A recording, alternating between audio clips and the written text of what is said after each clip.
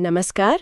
आज हम समय में बहुत बहुत पीछे जा रहे हैं, भारत के पाषाण युग की दुनिया में।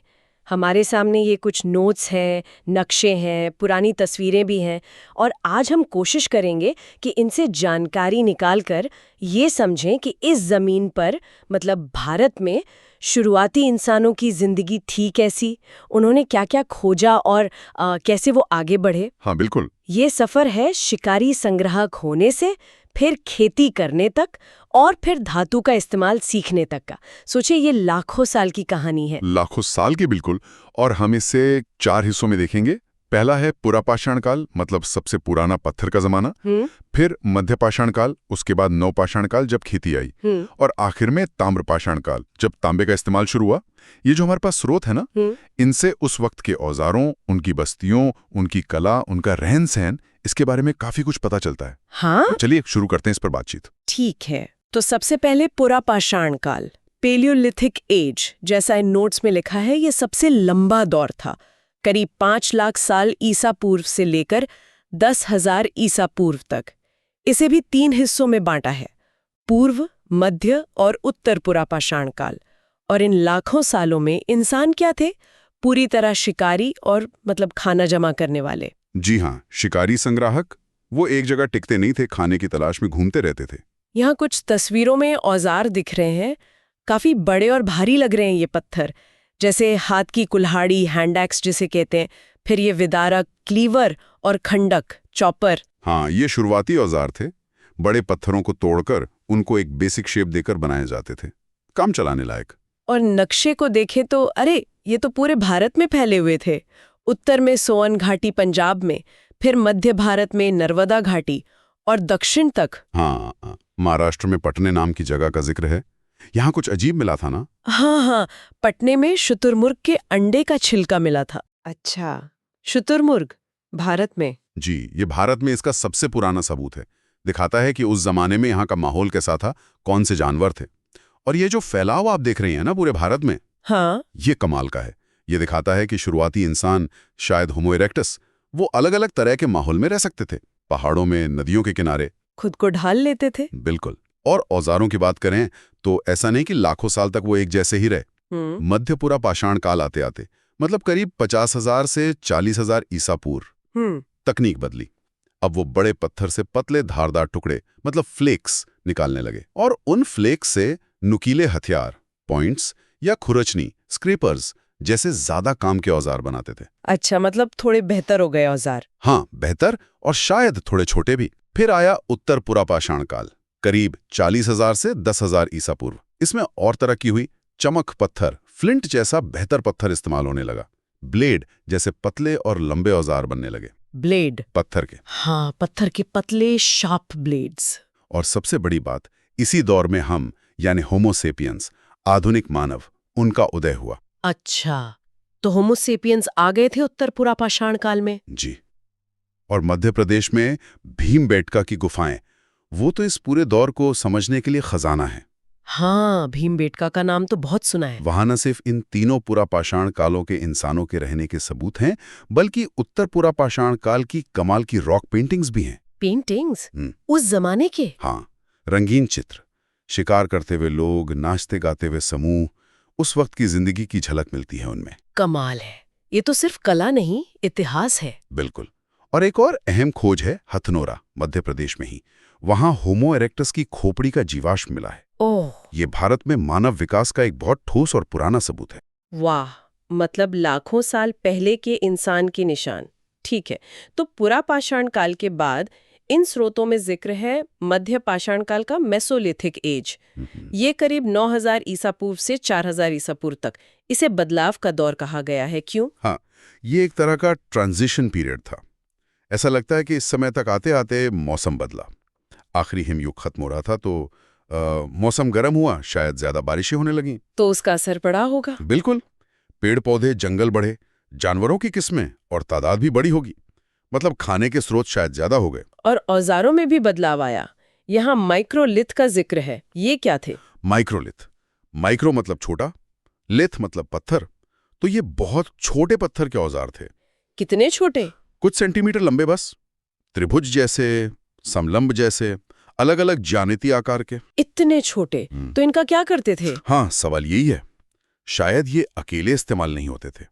ज्यादा संभावना यह है कि इन्हें लकड़ी या हड्डी के हत्थे में फिट किया जाता था। अच्छा, जैसे कई सारे छोटे ब्लेड मिलाकर चाकू या हंसिया जैसा कुछ। बिल्कुल। या फिर तीर की नोक, भाले की नोक बनाने के लिए। मतलब ये कॉम्पोजिट टूल्स थे, मिले जुले औजार। ये तो ज्यादा कारगर रहे होंगे शिकार वगैरह में। शायद। हाँ, गुजरात में लंघनाज, मध्य प्रदेश में आदमगढ़, राजस्थान में बागौर, ये सब इस दौर की अहम जगह हैं। लेकिन यहाँ जो सबसे कह सकते हैं चौंकाने वाली बात है, वो इन नोट्स में खास तौर पर लिखी है। क्या? पशुपालन की शुरुआत के सबूत। पशुपालन मतलब जानवरों को पालना शुरू कर दिया था? हाँ, राजस्थान में बागौर और मध्य प्रदेश में आदमगढ़ से इसके शुरुआती निशान मिले हैं। जंगली जानवरों की हड्डियां तो मिली हैं, साथ में भेड़ बकरी जैसे जानवरों की हड्डियां भी मिली हैं, जिनसे लगता है कि शायद उन्हें पाला जाता था। अरे वाह, ये तो बहुत बड़ा कदम था। सिर्फ शिकार नहीं बल्कि जानवरों को अपने साथ रखना। जी हाँ, ये शिकार और खाना जमा करने से आगे बढ़कर चीजों को खुद पैदा करने की तरफ एक पहला बहुत अहम कदम था। ये आने वाले बड़े बदलाव मतलब खेती की शुरुआत की आहट थी, कह सकते हैं। जानवरों को पालना और फिर खेती, तो अगला पड़ाव यही है, नवपाषाण काल। जी बिल्कुल, नियोलिथिक एज, नया पत्थर युग। समय लगभग 7000 ईसा पूर्व से 1000 ईसा पूर्व तक। यहाँ क्या हुआ? इसे क्रांति क्यों कहते हैं? सबसे बड़ी क्रांति थी खेती की शुरुआत, खाद्य उत्पादन। मतलब अब इंसान सिर्फ जंगल से कंदमूल या शिकार पर निर्भर नहीं था। नहीं, अब वो खुद अनाज उगाना सीख रहा था। ये बहुत बड़ा बदलाव था। कहाँ से पता चलता है इसके बारे में? एक जगह है बलूचिस्तान में, मेहरगढ़। कमाल की साइट है। वहां से गेहूं और जौ उगाने के बहुत पुराने सबूत मिले हैं, करीब 7000 ईसा पूर्व के। 7000 ईसा पूर्व? और खास बात, वहां से कपास का भी सबूत मिला है, दुनिया के सबसे पुराने सबूतों में से एक। कपास इतनी पहले?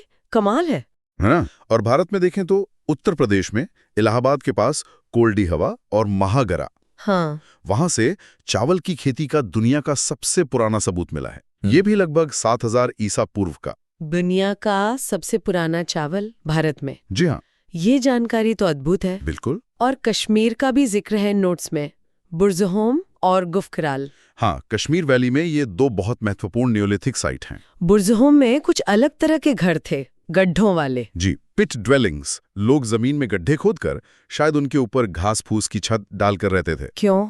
ठंड से बचने के लिए? शायद यही वजह रही होगी। वहां ठंड ज्यादा होती है। और वहां एक और बहुत अनोखी चीज मिली है। क्या? कुछ कब्रों में इंसानों के साथ उनके पालतू कुत्तों को भी दफनाया गया है। अच्छा, कुत्ते भी साथ में? हाँ, इससे उन लोगों का अपने जानवरों के साथ जो रिश्ता था उसका पता चलता है। ये तो भावनात्मक पहलू है। बिल्कुल। और वहां हड्डी के औजार भी बहुत मिले हैं, सुई, हारपून वगैरह। दक्षिण भारत में भी कुछ मिला है। यहाँ राख के टीलों का जिक्र है। हाँ, दक्षिण भारत में खासकर कर्नाटक में संगनक कल्लू, पिकली हल जैसी जगहों पर राख के बड़े बड़े टीले मिले, ऐश माउंट्स। ये राख किस चीज की है? माना जाता है कि ये पशुपालक समुदाय थे। वो लोग मवेशियों के गोबर को एक जगह इकट्ठा करते थे और समय समय पर उसे जला देते थे, शायद साफ सफाई के लिए या किसी रस्म के तहत। अच्छा, तो ये उनके पशुपालन का सबूत है। जी। और बिहार में चिरांद नाम की जगह से भी हड्डी के, खासकर हिरन के सींगों के बने औजार और गहने काफी मात्रा में मिले हैं। खेती शुरू हुई, अनाज उगने लगा, तो उसे रखने के लिए भी कुछ चाहिए होगा। सही सवाल। और यहीं से जरूरत पड़ी बर्तनों की, मिट्टी के बर्तन, पॉटरी। तो बर्तन बनाने लगे इस दौर में? हाँ, पहले शायद हाथ से बनाते थे, फिर धीरे धीरे चाक का इस्तेमाल भी सीखा होगा। इन बर्तनों में अनाज रखना, पानी भरना, खाना पकाना, ये सब आसान हो गया। किस तरह के बर्तन थे? स्रोत बताते हैं कि काले और लाल रंग के बर्तन, ब्लैक एंड रेड वेयर, काफी आम थे। कहीं कहीं ग्रेवेयर भी मिले हैं। और असम का भी जिक्र है, दाउजिली हेडिंग। वहां क्या मिला? दाउजिली हेडिंग असम में। वहां से जेडाइट नाम का एक हरा पत्थर मिला है। जेडाइट? ये तो यहाँ का नहीं लगता। सही कहा। माना जाता है कि ये शायद चीन से आया होगा। चीन से? इतनी दूर से? हाँ, ये दिखाता है कि उस जमाने में भी लोगों के बीच संपर्क था, चीजों का लेन देन होता था, भले ही वो रास्ते मुश्किल रहे हों। तो ये खेती की शुरुआत, इसे नवपाषाण क्रांति कहते हैं। इसने जिंदगी कैसे बदली? पूरी तरह बदल दी। सोचिए, अब खाने के लिए रोज भटकना नहीं पड़ता था। लोग एक जगह टिक कर रहने लगे। इससे स्थायी गांव बसे। गांव बस गए? हाँ, खाने की सप्लाई जब थोड़ी निश्चित हुई तो आबादी भी बढ़ी होगी। फिर जमीन पर, फसल पर अधिकार की बात आई होगी। यहीं से शायद निजी संपत्ति की सोच भी शुरू हुई हो। हाँ, ये मेरी जमीन, ये मेरा अनाज। बिल्कुल। और ये जो बदलाव था, ये किसी एक जगह से होकर पूरे भारत में नहीं फैला। ये अलग-अलग जगहों पर, जैसे कश्मीर में, गंगा घाटी में, दक्षिण में, पूर्वोत्तर में, वहाँ के परिस्थितियों के हिसाब से अपनी रफ्तार से हुआ। अच्छा। ये विविधता हमें उनके बर्तनों के डिज़ाइन में, उनके औजारों में, उनके दफनाने के तरीकों में भी दिखती है। और इसी दौर के आखिर में एक और बड़ी खोज हुई। हाँ, इंसान ने पहली धातु खोजी। कौन सी? तांबा, कॉपर। और यहीं से अगले युग की शुरुआत होती है। ताम्र पाषाण काल, कैल्कोलिथिक एज। कैल्को मतलब तांबा, लिथिक मतलब पत्थर। तांबा और पत्थर दोनों का इस्तेमाल। जी।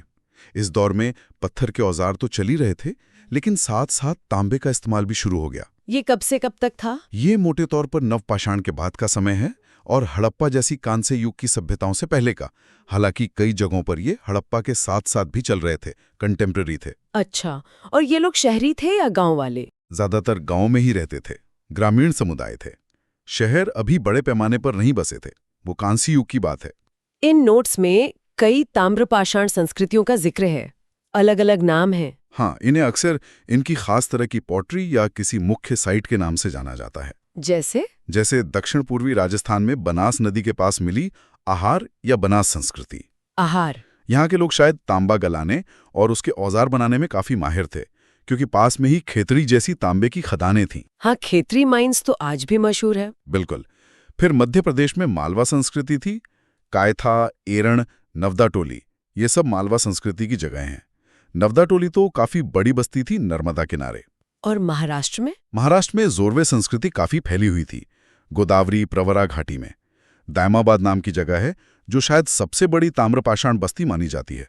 दायमाबाद, यहाँ कुछ कांसे की चीजें भी मिली थीं शायद। हाँ, बाद के दौर की कांसे की कुछ मशहूर मूर्तियां मिली हैं, जैसे कांसे का रथ। इनामगांव भी यही है, जहाँ किलेबंदी और घरों के बड़े अच्छे अवशेष मिले हैं। और पूर्वी भारत में भी थी ये संस्कृतियाँ? जी, बिहार में चिरांद, पश्चिम बंगाल में महिषादल, यहाँ भी ताम्रपाषाण बस्तियां थी। राजस्थान में वो गणेश्वर वाली बात, वो खेतड़ी के पास, वो अहम क्यों है? गणेश्वर बहुत अहम है, खेतड़ी खदानों के बिल्कुल पास। और वहां से तांबे की बनी ढेरों चीजें मिली हैं, हजारों की संख्या में। तीर की नोक के भाले, मछली पकड़ने के कांटे, चूड़ियां। हजारों? हाँ, ऐसा लगता है कि ये तांबे के औजार बनाने और सप्लाई करने का बहुत बड़ा केंद्र था। तो क्या यहाँ से हड़प्पा वालों को भी तांबा जाता था? ये बहुत संभव है। गणेश्वर और हड़प्पा सभ्यता के बीच संपर्क जरूर रहा होगा। अच्छा, तो तांबा आ गया, लेकिन क्या पत्थर के औजार बंद हो गए? नहीं, यही खास बात है। पत्थर के छोटे औजार, वो जो माइक्रोलिथ थे ना, वो अभी भी खूब इस्तेमाल हो रहे थे, तांबे के साथ साथ। क्यों?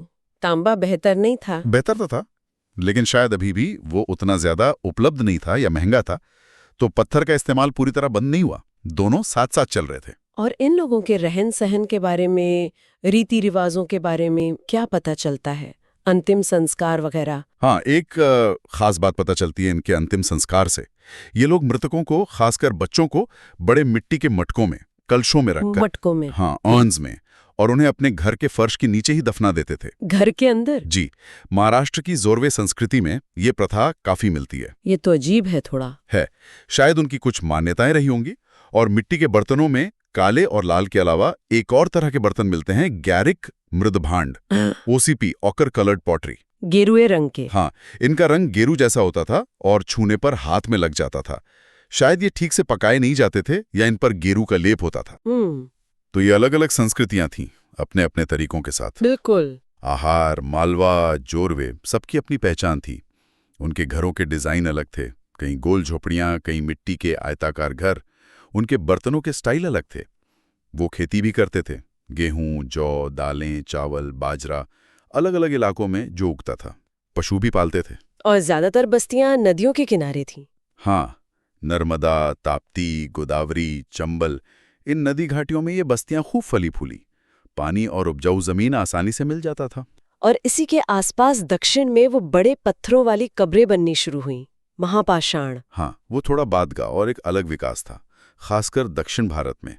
महापाषाण या मेगेलिथ्स, जहां कब्रों के चारों ओर बड़े बड़े पत्थर खड़े किए जाते थे।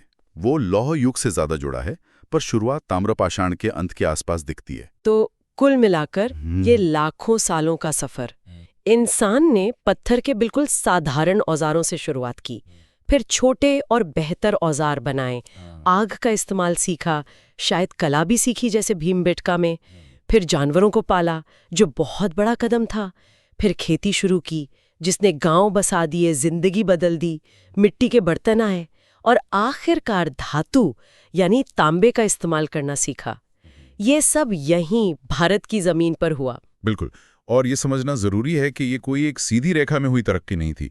ऐसा नहीं कि आज पत्थर है कल तांबा आ गया। ये बहुत धीरे धीरे हुआ, हजारों लाखों सालों में। और भारत इतना बड़ा और विविध देश है, तो अलग अलग इलाकों में ये बदलाव अलग अलग समय पर अलग अलग रफ्तार से हुए। हाँ, कहीं खेती पहले शुरू हुई होगी, कहीं तांबा पहले मिला होगा। बिल्कुल। कहीं लोग अभी शिकार ही कर रहे थे तो कहीं गांव दस चुके थे। ये जो पुराने खंडर हैं, टूटे हुए औजार, बर्तनों के टुकड़े, कब्रें, इनसे जो भी जानकारी हमें मिलती है वो हमें हमारी जड़ों तक ले जाती है। ये समझना कि आज हम जहां हैं उसकी शुरुआत कैसे हुई थी। और यहाँ एक सवाल मैं छोड़ना चाहूंगा सोचने के लिए। ये जो शुरुआती नींव रखी गई, मतलब खेती से जो स्थिरता आई, औजारों का लगातार बेहतर होना, धातु को पहचानने और इस्तेमाल करने का ज्ञान, और लोगों का मिलकर समुदायों में, बस्तियों में रहना, इन सब ने मिलकर आगे आने वाली जो बड़ी और जटिल सभ्यताएं थी, जैसे कि सिंधु घाटी सभ्यता, हाँ बिल्कुल, उनके लिए रास्ता कैसे तैयार किया होगा। ये जो ताम्रपाषाण बस्तियां थीं, क्या वो हड़प्पा सभ्यता की पूर्वज थीं या समकालीन थी या दोनों? ये एक दिलचस्प सवाल है। हाँ, ये बदलाव और निरंतरता की एक कभी न खत्म होने वाली गजब की कहानी है।